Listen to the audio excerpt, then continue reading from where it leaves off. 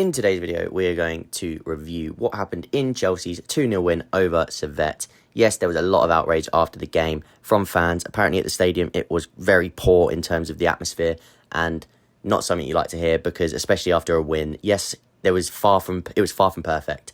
And yes, we're going to touch on a few things that didn't go our way in that game.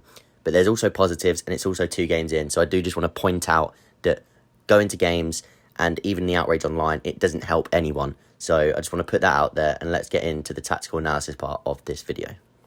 Okay, let's get into the analysis part of this video. So firstly, just want to touch on a few sort of individual performances. This was the lineup that we started with. For me, Tosin was actually okay. I didn't think he was actually too bad. Found some really good line-breaking passes. He was the one showing a bit more intent to play through the lines. Badiashile was quite poor. Disasi wasn't great. Jorgensen as well, just to point out as well. Good game from Jorgensen. I think he was up there in the man of the match ratings after the game. From what people like from the Chelsea side of things, Vega I think was actually given the man of the match. He was good, and what I want to say about Vega, he still shows a few signs of like not being 100% in tune with the exact pass he should be making at any given time. But what I will say about Vega is he's got that sort of passion after winning tackles, and he goes over to the fans and he sort of jeers the fans on, and he's good in his recoveries, wins his aerial duels, little things like this to sort of just get the energy flowing. And something like energy, which is so infectious, it's a big thing, and it gets the crowd behind you. So I think Vega, not only for his actual performance levels, but for that as well, I think deserves credit today. Casado I wasn't very happy with. Again, he had some moments in the second half. He won a few sort of loose balls, but again, didn't show enough intent to break those lines for me through the middle of the midfield. I'm not worried about Casado at all, though. I think he'll be absolutely fine as the season goes on. I think he just needs to continue to get minutes in his legs and, like I say, just get to grips with things again as he's coming back into the fold, but not at the level that Lavia is at the minute for me, for sure. Who else do we have to talk about in the lineup? And Nkunku and KDH, again, just a little bit flat. Like this whole first half, for me, was just, the way to describe it was flat. It was a bit sluggish. There was lacking of intensity.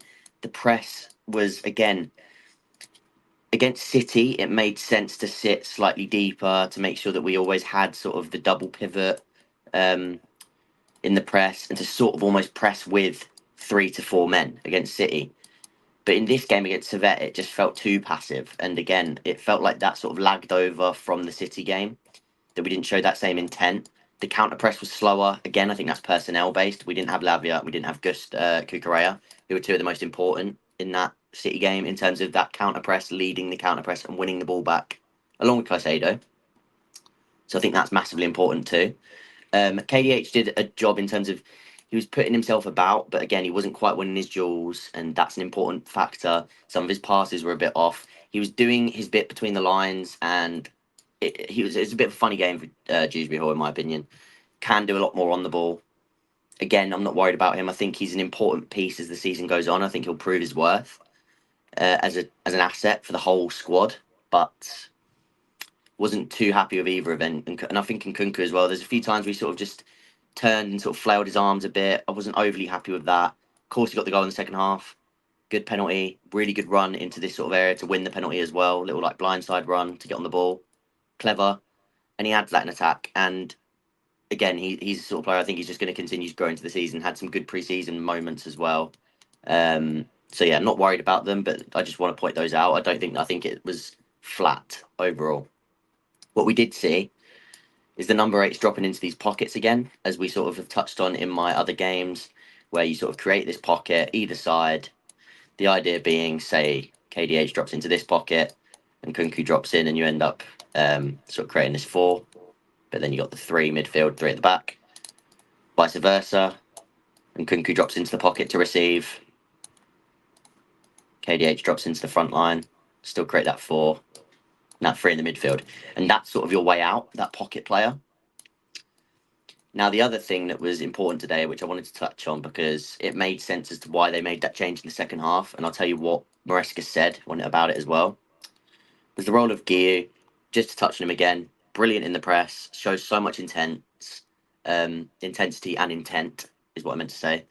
and unfortunate not to score that goal. He should be doing better. He's 18. I, I just think he deserves a break. At the end of the day, he works his socks off, and he's not the first team striker, and he shouldn't be the first team striker at this age. So I'm not going to pile on him for that.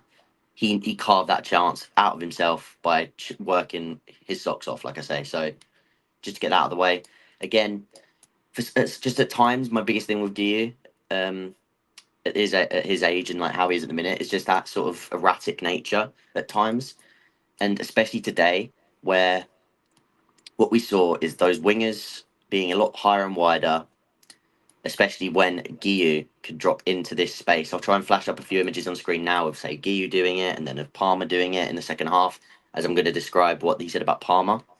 But the idea of sort of Guus to drop into here, create this sort of pentagon, again, go watch my Maresca video. I spoke about this. He did this a lot in the Championship last season.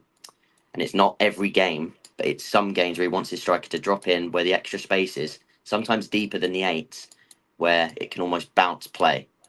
And then these eights can actually be facing forwards or even making a run forwards, right? So that happened a lot with Guus. And it wasn't quite coming off because, again, a few erratic touches, a few miscontrols, a few times where he just didn't receive the ball. Maybe that's just due to, like I said, maybe players weren't overly confident on giving him the ball because, again, age, inexperience, whatever they're seeing. Or maybe it was just, again, a lack of intent. Casado wasn't playing those balls through the lines as often as I would have liked. Vega was trying, but again, not really his forte. His long passing is really good. Incisive, quick passes can be at a good level, but they're not like absolutely unbelievable. Tossing is, for me, like I say, was the one trying to do that a bit more often.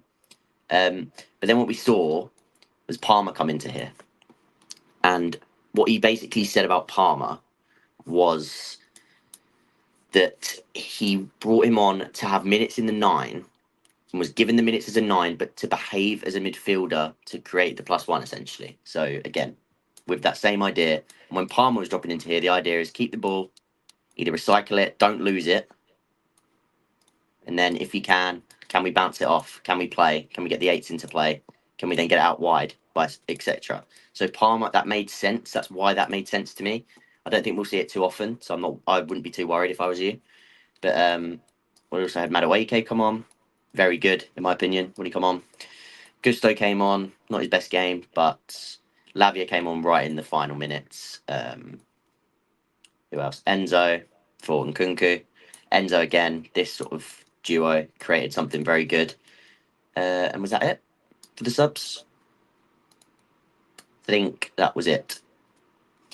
So again, in terms of players that we haven't spoke about yet, Fernandez just added that little bit more. So he added a bit more intent on the ball, again, to play those passes. We saw it for the goal into Madueke. Brilliant finish from Madueke, by the way. Perfect Enzo Maresca winger, as I keep saying. I have no issues with Madueke. Hope he continues to get minutes in whatever capacity, because I think he's massive for this team. Enzo dropping into these spots, as I said, when he's facing forwards and he can sort of has this variety of passing, even just like little like flicks into the middle, just he's the perfect player to have in these positions in terms of what he can create from those deep pockets. So perfect, and we showed it here with the goal. What he also added, though, what people usually berate him for, was a bit of bite in the midfield. A little bit of bite that was missing. He sort of came in, won a few big challenges. His ground duels, he won 3 out of 4, I believe it was. And yeah, he just added a little bit of aggression, a little bit of bite in the middle before obviously Lavia only just came in at the end. I'm glad Lavia got the rest that he deserved. Like I say, Casado wasn't quite at it. So yeah, I was happy with Enzo's performance when he come on. Who else haven't we talked about? Madueke I was happy with. Mudryk is one of those ones as well where very hot and cold. And I actually wanted to say this quote. Where is it? So Maresca said on Mudryk's performance, Misha, this is Mudryk. Not only tonight, since he joined the club, he had some good moments and some bad moments. If he becomes more consistent, he can take one step forward. He also then went on to say, this is now me just talking off the dome. That was a quote, but what I'm pretty sure, not exact wording, but he also did say that Mudryk, he is good in moments, like he said there, but it's not usually technical deficiencies that let him down. It's the decision making. So when to go one-on-one, when to drop a ball inside, when to sort of attack and try and combine and sort of like make a little 1-2. Sort of these decisions and when he should do it. And this is going to take time because he is severely underdeveloped for a 23-year-old in senior football in that sense. Maresca's said it now, so people now have that proof as well. Not that they needed it. But again, I thought he had some good moments, a few good, clever passes, a few little bursts inside.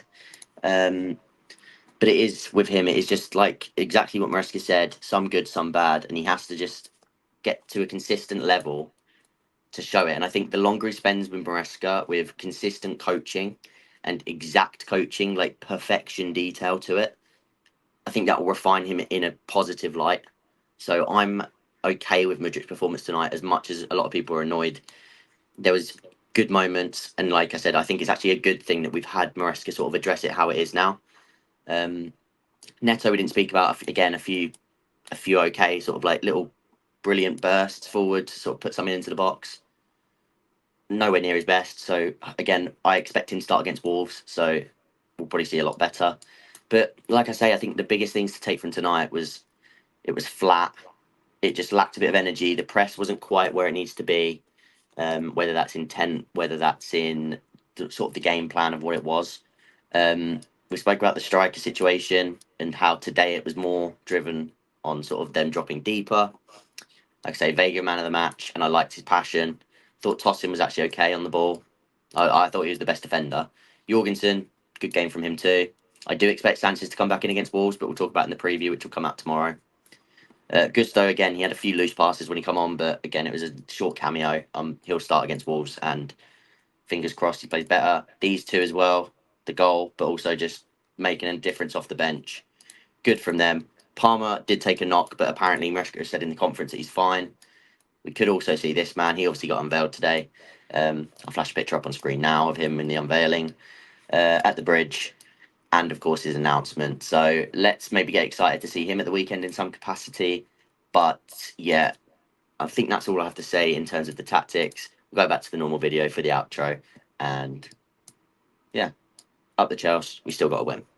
So, bit of a short and sweet one for this one because we have so much more content to get into. We've already got to get the preview ready for the Wolves game, so we're going to be getting that ready and hopefully out for you guys tomorrow. Let me know what you thought from the Servette game. I'll answer some questions in the comments down below as well. Go over to my Twitter where there'll probably be a thread going into a few finer details within this game. But as I said, no need to worry. We won the game. There was some positives. Hope you guys enjoyed. Let me know what you thought. Drop a like and subscribe if you haven't already, and I'll see you guys in the next video.